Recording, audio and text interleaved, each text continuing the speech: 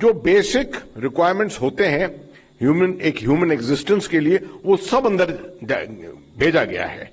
Isolation, एक चीज isolation होती है जिससे मानसिक असर होता है, साइकोलॉजिकल इफेक्ट, उसको भी दूर करने के लिए साइको सोशल काउंसलर्स वहां लाए गए हैं। और अब क्योंकि कम्युनिकेशन बन गया है प्रॉपर, पहले तो एक क्रूड कम्युनिकेशन मेगाफोन के जरिए, पाइप के जरिए था, अब तो लाइन के जरिए वो कम्युनिकेशन बन गया है और डायरेक्ट बात हो रही है वहां से। तो उसकी वजह से साइको सोशल काउंसलर्स जो है उन्होंने उनसे बात भी की है वर्कर्स के साथ। ये भी वहां पर देखा गया है और कुछ मीडिया के चैनल्स ने, कुछ प्रिंट मीडिया ने भी इसको रिपोर्ट किया है कि एक नेचुरल लीडरशिप सामने आई है। नेचुरल लीडरशिप इन स्थितियों में हर दफे आती है, जहां पर भी एक कलेक्शन ऑफ पीपल जहां पर होते हैं वहां पर हर दफे एक लीडरशिप आती है। इस केस में भी एक फोरमैन और उसका एक असिस्टेंट, एक उसने लीडरशिप अज्यूम की है, यहां तक कि उसने ये भी बताया है कि वो आखिरी में आएगा। He will be the last person to be evacuated from inside. He has got that much of confidence on himself, that much of confidence on all the assistance which is being done to take him out, all the confidence in the equipment जो वहां पर इस्तेमाल किया जा रहा है। 20 साल का उसका तजुर्बा है, उसको वो इस्तेमाल कर रहा है। So that is a very good thing because he's a natural leader। जब आ जाता है अंदर तो ग्रुप जो है उसके अंदर और थोड़ी ताकत आ जाती है। So having said this much, it's also important to know कि जगह जगह से जो रिसोर्सेस आ रहे थे, ड्रिलिंग मशीन्स आ रही थी 4 अलग अलग दिशाओं से इसको अप्रोच करने के लिए, वो मशीनें अभी भी आ रही हैं, कुछ बिल्कुल हाल ही में पहुंच गई हैं। सड़कें वहां पर पूरी तैयार हैं, बेसिस जो हैं वो भी बन चुके हैं और वहां जैसे ये मशीनें पहुंचेंगी वो कोशिशें भी शुरू हो जाएंगी। This is to cater for redundancy, कि रिडंडेंसी इस तरह के ऑपरेशन में निहायत जरूरी है।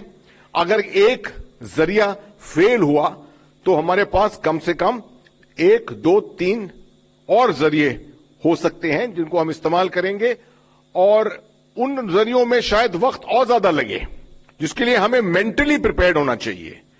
The media must be mentally prepared, the nation must be mentally prepared, कि अगर किसी तरीके से अड़पन आई इस अप्रोच से, जो हॉरिजॉन्टल अप्रोच हम कर रहे हैं सिलग्यारा की तरफ से, तो और अप्रोचेस पे वक्त और ज्यादा लगेगा।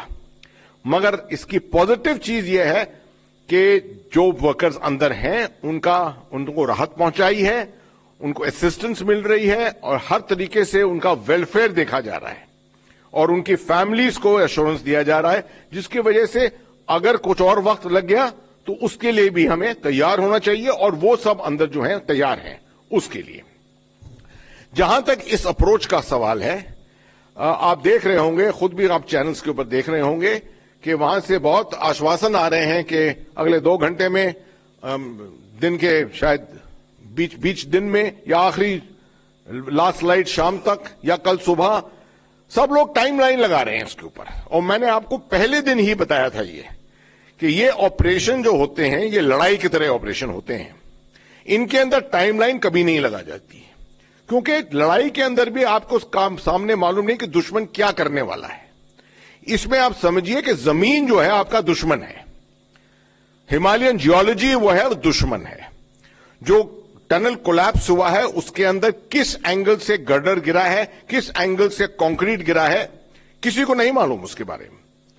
और यही चीज हुई है कल रात को, जब अंदर ऑगर गया है तो उसको एक गर्डर मिल गया और गर्डर को पार नहीं कर पाया, तो फिर पूरे जो रिसोर्सेज थे उनको इस्तेमाल किया गया ऑगर को निकालने के लिए, अंदर ऑक्सीएसिटिलीन टॉर्चेस भेजने के लिए, उसके बाद ऑक्सीएसिटिलीन टॉर्चेस से उनको गर्डर्स को काटने में। इस सब चीज में वक्त बहुत ज्यादा लगता है और कोई ये नहीं कह सकता कि 2 घंटे में हो जाएगा ये। तो और ये काम बड़ा आर्डुअस काम होता है, इसके लिए स्पेशलिस्ट जाते हैं अंदर। जो इसमें सांस लेने में प्रॉब्लम होता है, जब ऑक्सीएसिटिलीन के साथ आप काम कर रहे हैं, वहां पर 1.5 घंटे का सिलेंडर आपके पास अवेलेबल है ऑक्सीजन का। जब वो 1.5 घंटा खत्म हो जाता है और आपका काम पूरा नहीं हुआ है तो आपको बाहर निकलना पड़ता है और दोबारा नई ऑक्सीजन के सिलेंडर ले जाने पड़ते हैं। तो ये काम एक एनक्लोज्ड स्पेस में, आप समझ लीजिए तकरीबन सबमरीन की तरह, सबमरीन में तब भी ज्यादा स्पेस होती है, ये एक पाइप के अंदर हो रहा है ये काम। तो बहुत चैलेंजिंग, बहुत चुनौती वाला काम है ये। तो इस पे हर वक्त ये उम्मीद रखना कि अगले 2 घंटे में हम निकाल लेंगे, ये मैं समझता हूं कि सरासर गलत है। इससे क्या है कि वर्कफोर्स के ऊपर भी एक प्रेशर पड़ता है। और आपको मैं ये याद दिला दूं कि इस स्थिति में वर्कर्स जो हैं वो रिस्क पे हैं, और उतनी ही रिस्क पे जितने सब स्टाफ है जो काम कर रहा है वहां पर, जो रेस्क्यू टीम है वो उतनी ही रिस्क पे है। तो बोथ आर एट रिस्क। अंदर जो उसको रेस्क्यू करना है और जो रेस्क्यू करने वाला है, both are at equal risk. So we have to cater for the safety of all these people at the same time. मैं समझता हूं कि कोई ऐसी, जैसे मैंने बताया कि टाइमलाइंस ले डाउन करना सही नहीं होगा, मगर फासले काफी, परसों रात से काफी फासला अंदर बढ़ चुका है। 22 मीटर पहले था, तकरीबन 45 मीटर तक पहुंच गया था कल रात को। उसके बाद और प्रोग्रेस हुआ था जब तक कि यह बाधा पड़ी थी। सुनने में आया है कि अभी दोबारा थोड़ा रुकावट आई है, उसको दूर की जा रही है उस रुकावट को। तो ये रुकावटें 10, 12 या 15 मीटर जो आपकी रह गया है उसके अंदर 2, 3 या 4 दफे और आ सकती हैं, और ये वही कार्रवाई आपको रिपीट करनी पड़ेगी पूरी।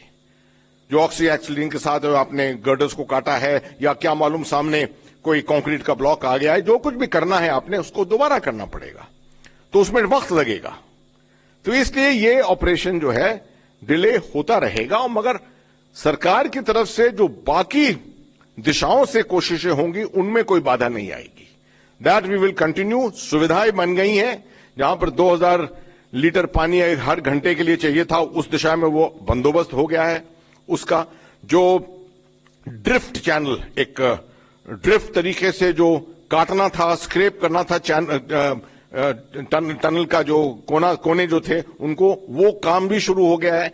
कोर ऑफ इंजीनियर्स आर्मी की वहां पर है, वो फैब्रिकेशन भी शुरू हो गया है, जो इक्विपमेंट वो फैब्रिकेट कर रहे हैं इसके लिए। ब्लास्टिंग का काम उस तरफ से, बरकोट की तरफ से ब्लास्टिंग का काम भी शुरू हो गया है। तकरीबन 8-9 मीटर का एक्सेस भी बन गया है वहां पर। तो ये सब तरीके इस्तेमाल किए जा रहे हैं। ऊपर से 6 इंच की पाइपलाइन, एक ऑल्टरनेटिव पाइपलाइन लगाने के का भी काम शुरू हुआ है, क्योंकि इसमें रिडंडेंसी होती है। अभी आपके पास एक 6 इंच की पाइपलाइन है, एक 4 इंच की शाफ्ट है, तो अगर एक और 6 इंच की पाइपलाइन आ जाए तो और भी अच्छा होगा। ऑक्सीजन भी जाएगा, आपके पास रिजर्व के तौर पे एक और एक्सेस रूट लॉजिस्टिक्स के लिए बना रहेगा। बात आई आखिर में पोस्ट रिकवरी, या आप रिकवरी की भी बात कर सकते हैं, रेस्क्यू की भी बात कर सकते हैं कि जब थ्रू एंड थ्रू हो जाएगा तो ये इनको कैसे निकाला जाएगा। उसके लिए पिछले 10-12 दिन से एनडीआरएफ वहां पर है, 2 टीम है। डीजी एनडीआरएफ वहां खुद आज मौजूद हैं, आईजी एनडीआरएफ कल थे वहां पर, और रिहर्सल प्रैक्टिस जारी रही है ऑल दीज 10 डेज। हार्डी लोग हैं ये हमारे एनडीआरएफ के जवान, ये जानते हैं तरीके। इम्प्रोवाइजेशन किया है, स्ट्रेचर्स के ऊपर पहिए लगाकर स्ट्रेचर्स को ऊपर नीचे खींचने का अभी रिहर्सल किया है, क्योंकि सबसे तेज तरीका होगा कि आप स्ट्रेचर भेजिए अंदर, इधर से तार बांधिए या रस्सी बांधिए, उधर से रस्सी बांधिए, स्ट्रेचर के ऊपर एक वर्कर को लेटाइए और इसको खींचिए पहियों के जरिए।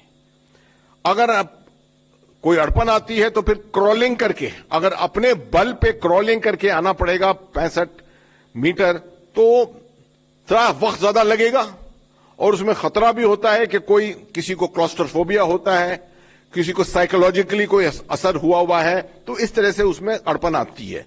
तो उम्मीद करते हैं कि सबसे अच्छा तरीका जो है स्ट्रेचर्स का वो अपनाया जाएगा और उसके अंदर कोई अड़पन नहीं आएगी। बीच बीच में इतना स्मूथ पैसेज नहीं होगा पाइपलाइन के अंदर, मगर कोशिशें इसके लिए पूरी जारी रहेंगी।